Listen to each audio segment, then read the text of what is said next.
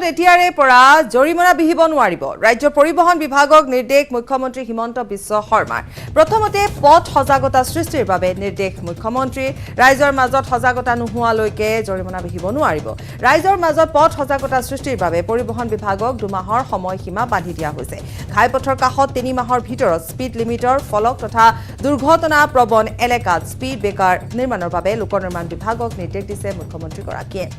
আৰু যেহেতু প্ৰথম অৱস্থাত স্পীড লিমিটৰ কথা আহিছে গতিকে প্ৰথম অৱস্থাত জৰিমনা বিহিব নোৱাৰিব ৰাষ্ট্ৰীয় ঘাইপথত স্পীড ব্ৰেকাৰৰ কথা আহিছে বা স্পীড লিমিটৰ সন্দৰ্ভত এক সজাগতাৰ সৃষ্টি কৰিবৰ বাবে জনাইছে পৰিবহণ বিভাগক জনাইছে যাতে ৰাইজৰ মাজত সেই সজাগতাৰ সৃষ্টি হয় স্পীড লিমিট সন্দৰ্ভত তাৰ পৰৱৰ্তী সময়ত এই সজাগতাৰ পিছতহে যেনে ৰাইজ সজাগ হোৱাৰ কথা আহি পৰিব গতিকে তেতিয়ালৈকে ৰাষ্ট্ৰীয় ঘাইপথত জৰিমনা বিহিব নোৱাৰিব এই নিৰ্দেশনা দিছে মুখ্যমন্ত্ৰী গৰাকীয়ে টুইট যোগে এই নিৰ্দেশনা দিছে মুখ্যমন্ত্ৰী গৰাকীয়ে ৰাইজ সজাগ নোহোৱালৈকে বা ৰাইজে নজনালৈকে বুজি নোপোৱালৈকে যাতে কোনো ধৰণৰ জৰিমনা বিহা নহয় স্পীড লিমিট সন্দৰ্ভত গতিকে 2 মাহৰ সময় দিয়া হৈছে পৰিবহণ নিগমক 2 মাহৰ সময় দিছে আৰু এই 2 মাহত যাতে ৰাইজক কেনেধৰণে সজাগ কৰিব পাৰি বা বুজাব পাৰি তাৰ বাবে ফলক আৰি বা বিভিন্ন পন্থাৰে যাতে ৰাইজক সজাগ কৰিব পাৰি স্পীড লিমিট সন্দৰ্ভত তাৰ বাবে এনেধৰণে টুইট যোগে প্ৰকাশ কৰিছে মুখ্যমন্ত্ৰী হিমন্ত বিশ্ব শৰ্মাই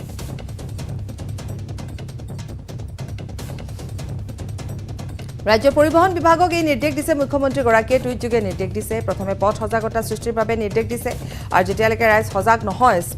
স্পীড লিমিট সন্দৰ্ভত তেতিয়ালৈকে জৰিমনা বিহিব নোৱাৰিব গতিকে এতিয়া পৰিবহণ নিগমে কেনেধৰণে সজাগ কৰে বা কেনেধৰণে বুজাব পাৰে ফলক আৰি বা অন্য পন্থাৰে বিভিন্ন ধৰণে বা ছ'চিয়েল মাধ্যম যোগে কেনেধৰণে সজাগ কৰিব পাৰে সেয়া দায়িত্ব দিয়া হৈছে পৰিবহণ নিগমক 2 মাহৰ সময় দিয়া হৈছে আৰু আনহাতে স্পীড ব্ৰেকাৰৰ ব্যৱস্থাৰ কথাও কোৱা হৈছে যাতে দুৰ্ঘটনাসমূহ নিয়ন্ত্ৰণলৈ আনিব পাৰি গতিকে এনেধৰণৰ বিভিন্ন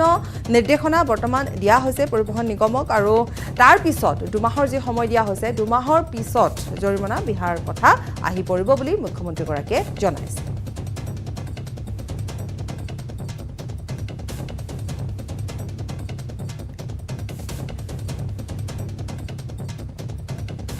আপোনাৰ এবাৰ আমি এই সন্দৰ্ভত জনাইছো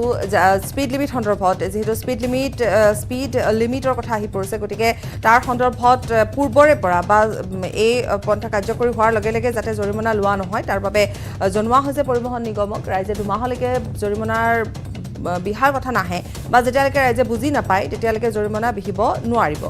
সেই নিৰ্দেশনা দিয়া হৈছে আৰু লগতে সমান্তৰালভাৱে মুখ্যমন্ত্ৰীগৰাকীয়ে এই কথাও উল্লেখ কৰিছে যে পৰিবহণ বিভাগে যাতে সজাগ কৰে সজাগতাৰ সৃষ্টি কৰে ৰাইজক যাতে বুজায় গতিকে সেই সকলোবোৰ কথা টুইট যোগে জনাইছে আমি এই মুহূৰ্তত সংযুক্ত হ'ম আমাৰ দুগৰাকীকৈ সাংবাদিক থাকিব তাৰ ভিতৰত আমি দিগন্তৰ সৈতে সংযুক্ত হ'ম আৰু দিগন্তই আমাক জনাব টিয়কৰ পৰা দিগন্তই আমাক জনাব যে এই যি নিৰ্দেশনা ইতিমধ্যে মুখ্যমন্ত্ৰীগৰাকীয়ে টুইট যোগে দিছে ছ'চিয়েল মিডিয়া যোগে দিছে বা পৰিবহণ বিভাগক দিছে স্পীড লিমিটৰ কথা আহি পৰিছে গতিকে সজাগতা কেনেকৈ সৃষ্টি কৰিব পৰিবহণ বিভাগে সেয়া নিশ্চিতভাৱে লক্ষণীয় হ'ব দিগন্ত সংযুক্ত হৈছোঁ আপোনাৰ সৈতে আপুনি আমাক এই সন্দৰ্ভতো জনাব আৰু ইতিমধ্যে যি নিৰ্দেশনা টুইট যোগে দিছে মুখ্যমন্ত্ৰীগৰাকীয়ে গতিকে তাৰ বাবে বা কেনেধৰণৰ প্ৰতিক্ৰিয়া এই সকলোবোৰ সামৰি আপুনি আমাক জনাব দিগন্ত চাওক যেহেতু ইতিমধ্যে মুখ্যমন্ত্ৰী ডক্টৰ হিমন্ত বিশ্ব শৰ্মাই কালি বহুকেইটা ঘোষণা কৰিছে বা নিৰ্দেশনা জাৰি কৰিছে পৰিবহণ বিভাগ ৰাষ্ট্ৰীয় ঘাইপথ সম্প্ৰসাৰণ NHIDCL সকলোৰ লগতে কিন্তু আলোচনা কৰি এই গোটেই তেখেতে যিটো আচলতে গতিবেগ ৰোধৰ বাবে যিখিনি কথা কৈছে এই কথাখিনিয়ে ইতিমধ্যে ৰাইজে আমি বহুজনৰ লগত যেতিয়া আমি যোগাযোগ কৰিছিলোঁ তেখেতসকলে এটা কথা কৈছে যে এই যিটো তেখেতসকলে আঁচনি লৈছে বা যিটো তেওঁলোকে ব্যৱস্থা লৈছে পদক্ষেপ লৈছে এই পদক্ষেপে কিন্তু কিছু হ'লেও দুৰ্ঘটনা ৰোধ কৰাত সহায়ক হ'ব যিহেতু আমি দেখোঁ বিভিন্ন সময়ত দেখোঁ যে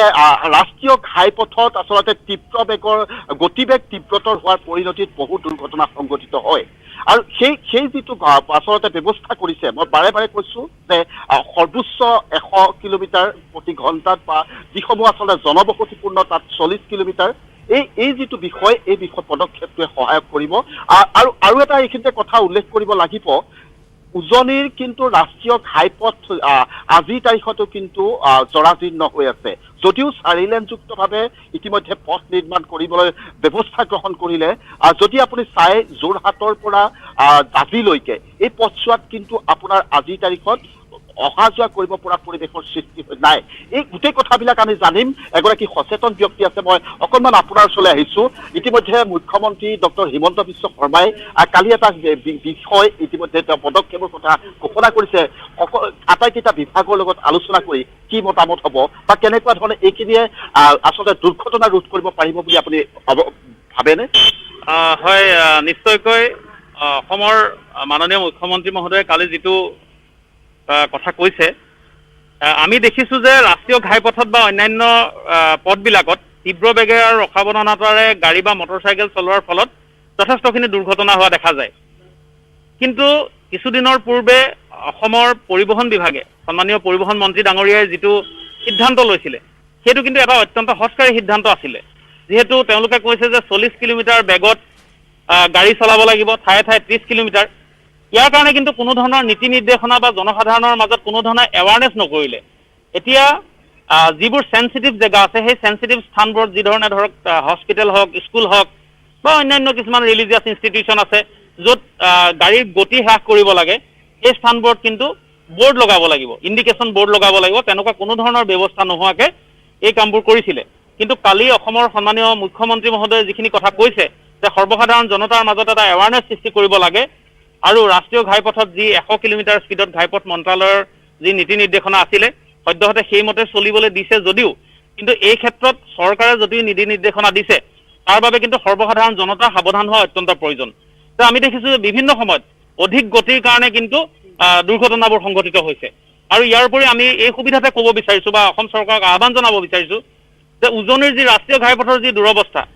37 নং ৰাষ্ট্ৰীয় ঘাইপথৰ 4 লেনযুক্ত নিৰ্মাণ কাৰ্যৰ যি আশাপূৰ্ণ